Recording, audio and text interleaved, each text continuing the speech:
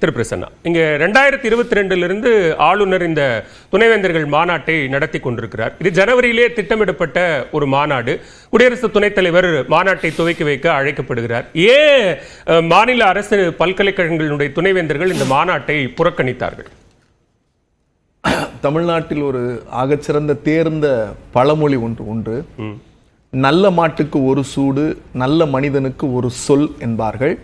நான் RSS ரவியை மாடென்றும் சொல்லவில்லை, அவரை நல்ல மனிதர் என்றும் நான் அடிக்கோடிடவில்லை. நம்முடைய மரியாதைக்குரிய ராமசாமி மெய்யப்பன் சொன்னார், அவருக்குரிய கண்ணியத்தோடு நீங்கள் நடத்த வேண்டும் என்று சொன்னார்.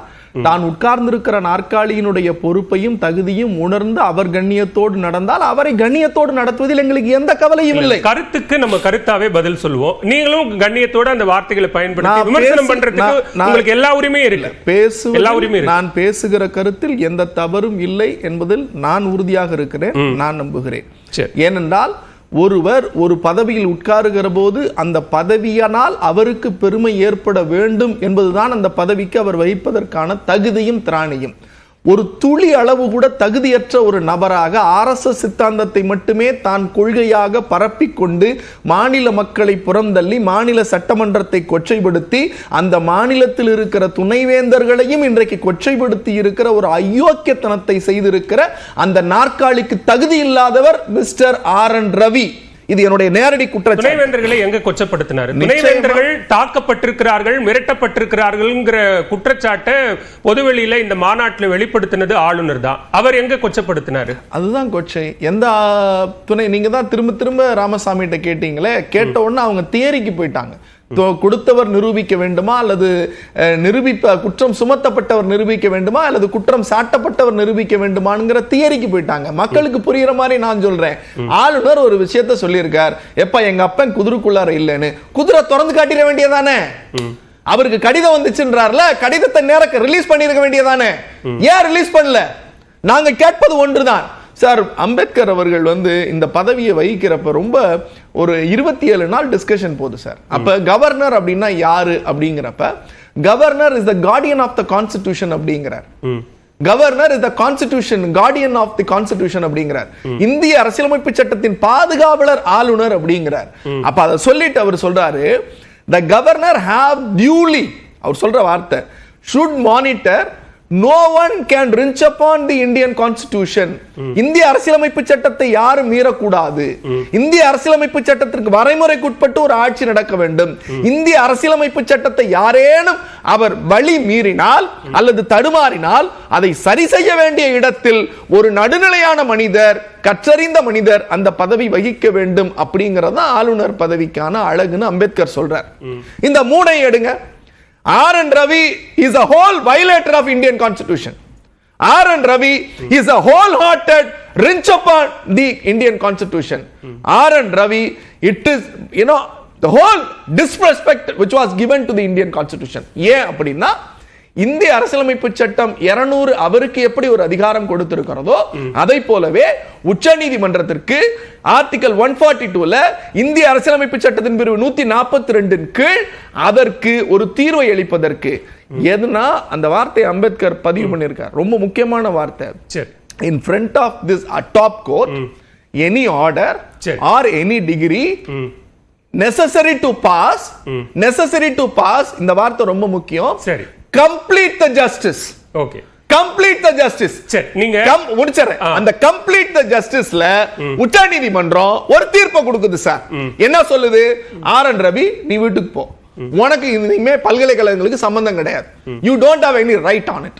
அப்படின்னா சூடு சொரணை உள்ள ஒரு நல்ல மனிதர் என்னைய சொல்லிட்டாங்கன்னா நான் ராஜினாமா பண்ணிட்டு போயிருக்கணும். எனக்கு அந்த சூடு சொரணை அரசமைப்பு சட்டத்திற்கோ சட்டத்திற்கோ உட்பட்டு ஆளுநர் நடந்து கொள்ள வேண்டும் அப்படின்னா உச்சநீதிமன்றத்தினுடைய தீர்ப்பு எந்த இடத்திலாவது அவர் இனி பல்கலைக்கழகங்களினுடைய வேந்தர் அல்ல, இது போன்ற துணைவேந்தர்கள் மாநாட்டை அவர் கூட்டுவதற்கான எந்த அதிகாரமும் அவருக்கு இல்ல அப்படின்னு அந்த தீர்ப்பில் எங்கேயாவது சொல்லியிருக்கா சார்? தீர்ப்பினுடைய சாராம்சம், வேந்தர் என்கிற பொறுப்பு ஆளுநர் வைக்க கூடாது. அந்த இடத்தில் அரசு, கவர்மெண்ட் ஆர் கவர்மெண்ட் நாமினேட்டட் என்கிறது தான் சட்ட திருத்தம். அந்த மசோதாவை நாங்க தான் ஏற்றுக்கிறோம். அந்த சட்ட திருத்தத்தின் அடிப்படையில் அந்த சட்டத்தை அப்படியே ஆதரித்து எங்களுக்கு தீர்ப்பு வந்திருக்கிறது உச்ச நீதிமன்றத்தில். அந்த தீர்ப்பு வந்துருச்சு அப்படின்னாலே சட்டம் நடைமுறைப்படுத்தப்பட்டது. அப்ப அங்க எங்க வேந்தர் வராரு, அவர் ஏன் மாநாடு நடத்துற உரிமை கொடுக்கணும் அப்படிங்கறத கேட்கலாம். பிரசன்னா நியூஸ் 18க்கு வரலாம், விவாதம் நடத்தலாம். நான் இங்க தான் உட்கார்ந்து பேச முடியும். நான் பாலா சார் இருக்கிற இடத்துல உட்கார்ந்து விவாதம் பண்ண முடியாது. அங்க உட்கார்ந்து என்னால கேள்வி கேட்க முடியாது. because my role is very restricted. your role is very restricted by the superior. top court என்ன சொல்லிருக்கு, உனக்கு அதுல அதிகாரம் இல்ல தம்பி, நீ போன்னு சொல்லிருச்சு. அப்படி சொன்னதற்கு பிறகும் ஜனநாயகத்தை மதிக்காமல், உச்சநீதிமன்றத்தை மதிக்காம, புரட்சியாளர் பாபா சாஹேப் அம்பேத்கர் சொன்னார் இல்லையா, கார்டியன் ஆஃப் த கான்ஸ்டிடியூஷன், அப்படி இந்திய அரசியலமைப்பு சட்டை மதிக்காத ஒருத்தருக்கு நாங்க ஏன் மரியாதை கொடுக்கிறோம்? நீங்க பிரசன்னா சொன்னாரு எளிய மக்களுக்கு புரியுற மாதிரி சில விஷயங்களை புரிய வைக்கணும். நானும் அப்படியே கேட்கிறேன். துணைவேந்தர்கள் மாநாட்டை ஆளுநர் அறிவிச்சிட்டாரு. முதல்ல அது அதிகாரப்பூர்வமற்ற அறிவிப்பாகத்தான் இருந்தது. ஆளுநர் மாளிகை தரப்பிலிருந்து ஒரு அதிகாரப்பூர்வ அறிவிப்பு வருது, குடியரசு துணைத் தலைவர் இந்த மாநாட்டை தொடங்கி வைக்கிறார் அப்படின்னு. ஏன் தமிழ்நாடு அரசு எந்த எதிர்ப்பையும் வெளிப்படுத்தவே இல்லை? சட்டப்பூர்வமாகவோ தார்மீக ரீதியாகவோ எந்த எதிர்ப்பையும் எந்த தளத்திலையும் தமிழ்நாடு அரசு வெளிப்படுத்தவே இல்லையே. உச்சநீதிமன்ற தீர்ப்பு தான் இருக்கு, அதிகாரம் இருக்கு அப்படிங்கிற அடிப்படையில் எந்த எதிர்வினையும் ஆற்றவே இல்லையே. இது ரொம்ப தவறான கேள்வி சார். எப்படி? இவர் இதுக்கு முன்னாடி 3 முறை நடத்தி இருக்கார். 3 முறையும் தமிழ்நாட்டினுடைய பிரதிநிதிகள், அதாவது கல்வித்துறை அமைச்சர் இணைவேந்தர் என்கிற பொறுப்பில் இருக்கிறவர் போனாரா? போகவில்லை. இந்த ஆண்டும் போகவில்லை. கடைசியா இணைவேந்தருக்கு முறைப்படி ஆளுநர் கலந்தாலோசித்து, அரசோடு கலந்தாலோசித்து, டு கன்சல்ட் அந்த கவர்மெண்ட் தான் கவர்னர், அரசோடு கலந்தாலோசித்து இந்த மாநாடுகளை நடத்தினாரா? 3 ஆண்டு மாநாடுகளுக்கு முன்னாடி உச்சநீதிமன்ற தீர்ப்பு இல்ல சார். இந்த ஆண்டு மாநாட்டுக்கு முன்னாடி உச்சநீதிமன்ற தீர்ப்பு இருக்கிறதுன்றதான உங்களுடைய வாதம். அதன் அடிப்படையில் அப்ப அந்த மாநாட்டுக்கு நீங்க எதிர்ப்பு தெரிவிச்சிருக்கணும்ல. 3 வருஷமாவது அவர் வேந்தர் எங்களை கலந்தாலோசிக்காம பண்றாரு, ஆகவே நாங்க எதிர்ப்பு தெரிவிச்சோம். இப்ப அவர் வெறும் காகிதம், நாங்க ஏன் அதை பத்தி பேசணும்? why should we talk? எங்க கிட்ட அதிகாரம் இருக்கு, நாங்க தான் வேந்தர், எனக்கான நாற்காலி நான் உறுதி செய்து விட்டேன். வேற ஒருத்தர் போட்டு பெஞ்ச் போட்டுக்கிட்டு நான் தான் வேந்தர், நான் நடத்துவேன்னு சொன்னா நாங்க கோமாளிகளுக்கு ஏன் பதில் சொல்லணும்? கோமாளிகளுக்கு ஏன் பதில் சொல்லணும்?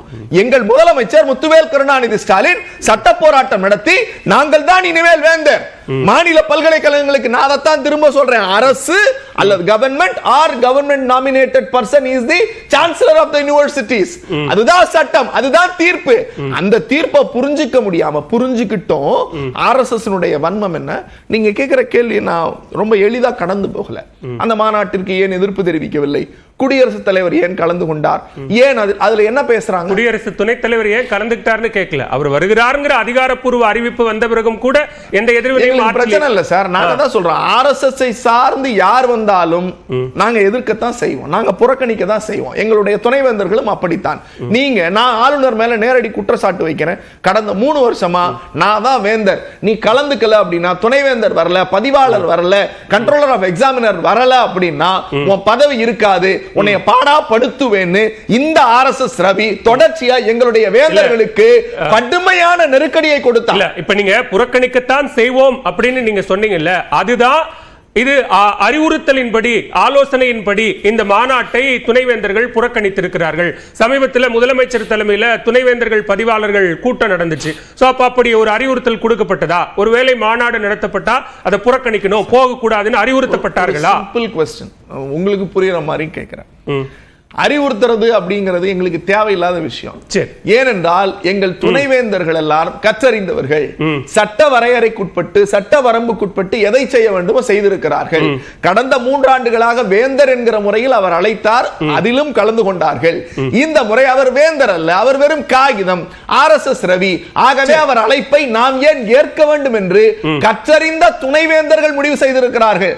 அந்த முடிவை நீங்க மிரட்டுனாங்கன்னு சொல்றது ஒரு தேர்ட் கிரேட் ட்ரீட்மெண்ட் இல்ல. அது ஒரு ஆளுநர் சொல்லலாமா? அவருடைய கண்ணியத்திற்கும் அந்த பதவிக்கும் தகுதியான நபரா அப்படின்னு நான் அவரை கேட்கிறேன். சரி, ஓகே, பேசுவோம்.